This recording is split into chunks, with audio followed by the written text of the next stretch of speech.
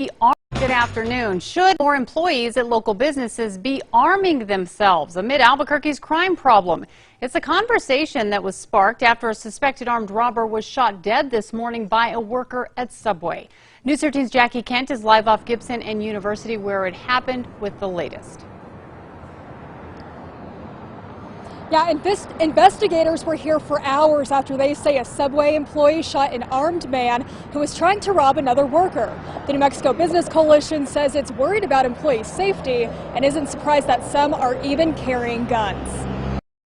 Unfortunately, employers and employees are living in fear for their lives now in New Mexico, and they're taking extraordinary measures to protect themselves.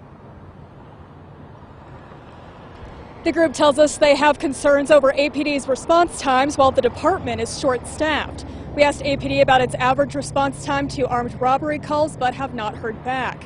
This morning, Subway employees told officers an armed person walked into the restaurant around 5:20 and tried robbing an employee. APD says that's when another worker who had a gun came out of a back room and shot the suspected robber. It's too soon to know if this is considered a justifiable homicide. Police say they're concerned this is the second robbery turned homicide at a restaurant or business in recent weeks. It happens maybe once a year, is what I'm told. It typically happens at maybe establishments like the Tobacco Town or tobacco shops for whatever reason, but not at a Subway like this.